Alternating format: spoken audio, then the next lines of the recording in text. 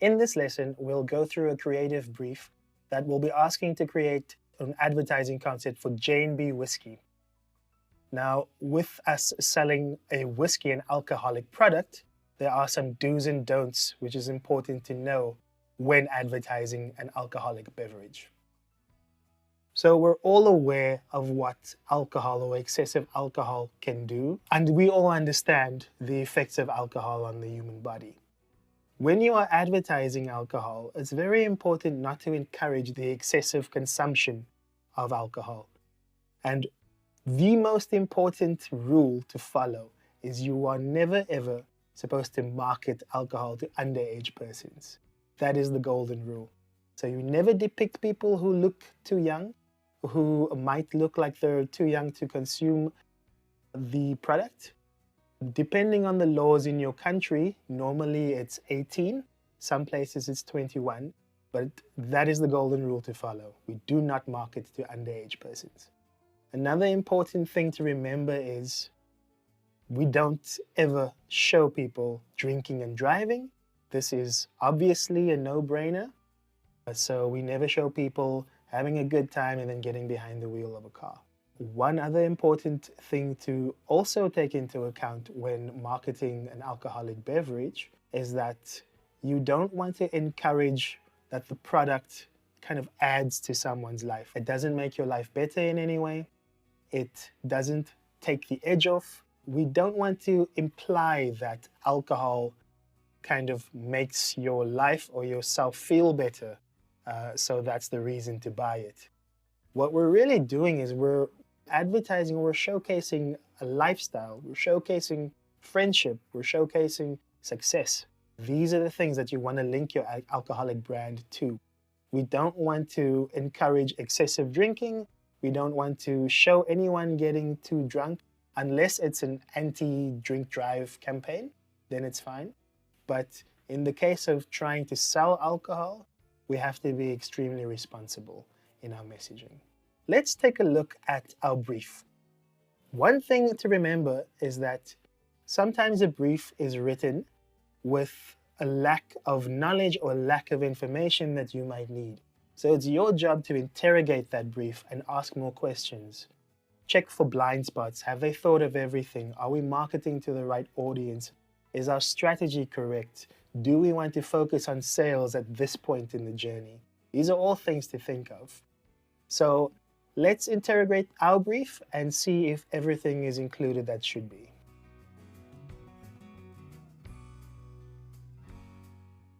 So now that we've interrogated our brief, let's ask a few more questions.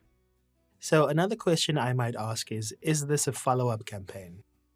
And if so, it'll be helpful to supply job numbers of what the agency has done before or any other references of work that has ran previously. Next, I would ask, are there any other mandatories to consider? Are there any must-haves in the work? Are there any non-negotiables? Another question I would ask is, are there any copy deck requirements? A copy deck is basically the Word document or the PDF that you supply when you present work that contains the copy, the words of the creative. And this could mean, for example, if we are being asked to do a 60-second film, do we break that down to a 30-second variation, a 15-second variation, a 5-seconder for YouTube? These are the things we need to know. Length variation, or any specific things that have to be mentioned. And then I would also ask, is there a particular tone that we want to convey? Is there a style of copy that we need to use? And this means, is there a particular mood that we like to express? Is it a serious corporate tone? Are we being funny? Are we being thought-provoking? Then are there any creative artwork references to follow? And this means, was there anything that was used before that we can use now? Are there any copy references that we can use now in this campaign that was maybe used before and worked well?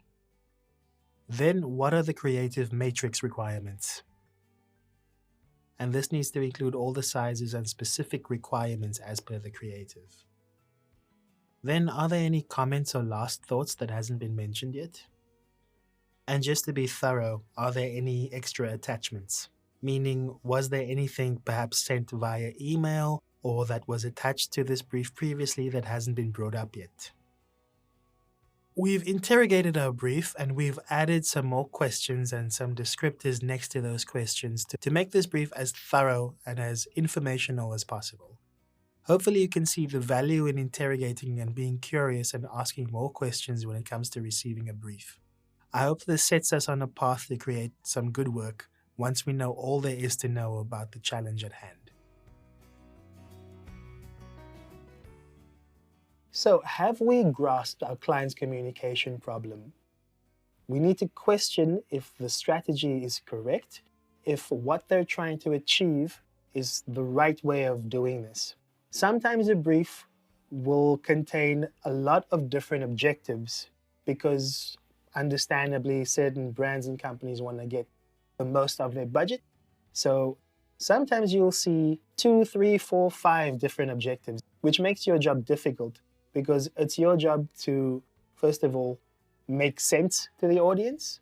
And in order to make sense, it's best to be single-minded.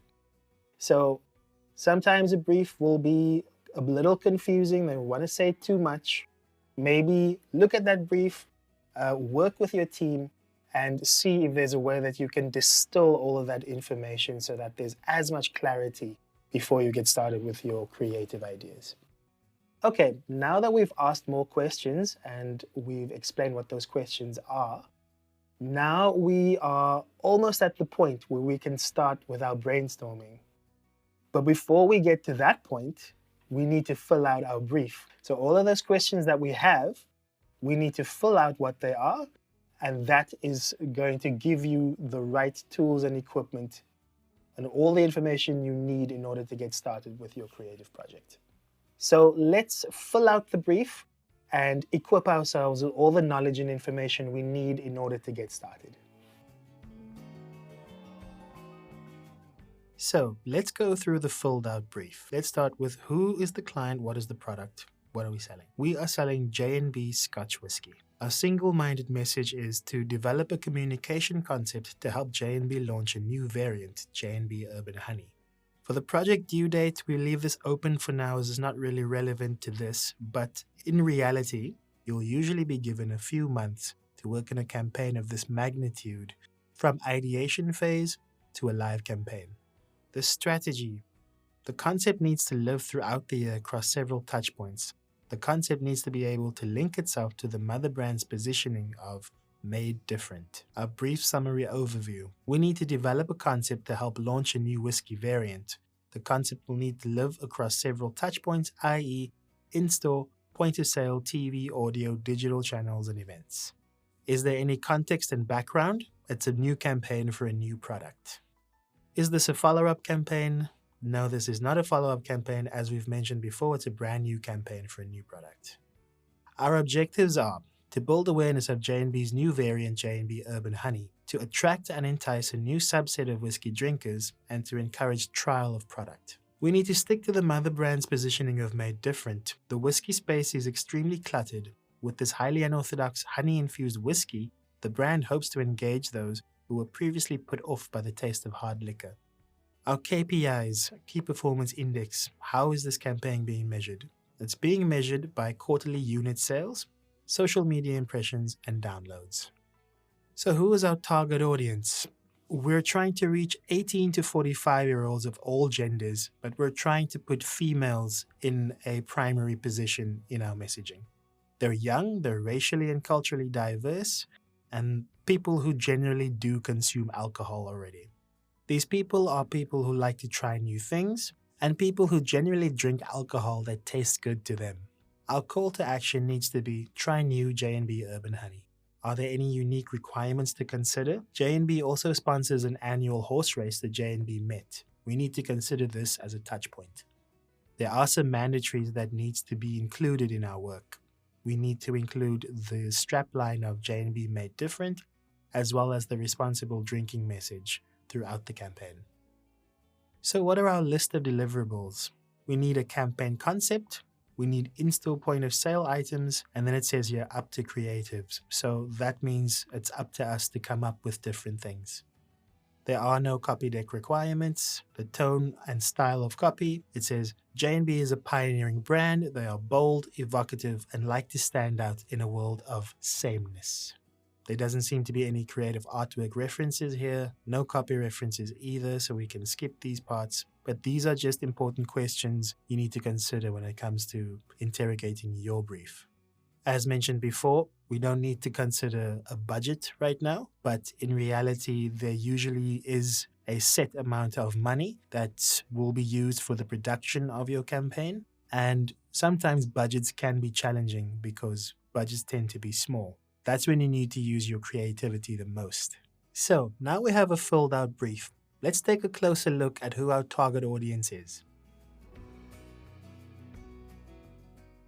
Okay, now let's take a look at our target audience. When it comes to a target audience, these are the people that you are marketing your product to. This is who your message is supposed to engage. So it's very important to have a very clear picture of who these people are.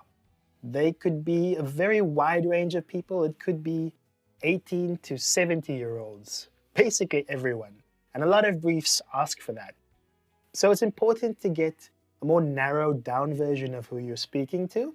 Because remember, when you are communicating to a large group, you're actually just communicating to one person. So when it comes to a target audience, distill everything you know about them, form a picture in your head where you're speaking to this one person that embodies everything that we've gone through in our brief when it comes to target audience. So let's take a look at the target audience for this campaign. So before we take a deep dive into our target audience for our J&B campaign, let's take a look at the traditional image of whiskey drinkers in advertising. As we can see with the visual on the right, they normally target older, more dapper-looking gentlemen. These men tend to be men of status. They're always wearing suits. They're always busy doing something serious. They're always wearing suits. They're always doing something serious. Or they tend to be on the mysterious side, the James Bond international man of mystery types. Another thing to think about is that it's always about success or the path towards success.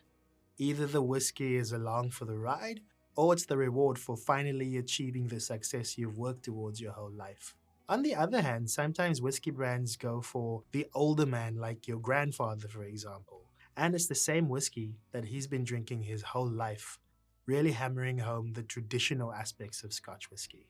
The main thing about the traditional whiskey drinker is it's always men. Whiskey brands always target men because traditionally whiskey's always been a drink that men drink. So let's see how we can mix it up with our J&B campaign. Let's take a look at our target audience, the people we're trying to reach with our message with this J&B campaign. We want to take a look at what makes them tick, what are their passions, dreams, their interests, and most importantly, how we can be relevant in their space. We know that our target audience is very outgoing and very social people. They have a diverse social base, and they're not really concerned about following trends per se, but they do tend to be experimental and creative themselves. They're also not too worried about looking cool, as they are about being authentic, being their authentic selves.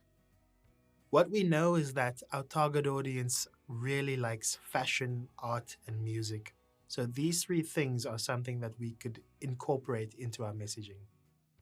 Here we can see some examples of who we're talking to. We can see they're younger, they're more diverse, they're more fashionable. We also don't want to be exclusionary. Hopefully this gives you a clearer idea of our target audience and who we're trying to reach with our campaign.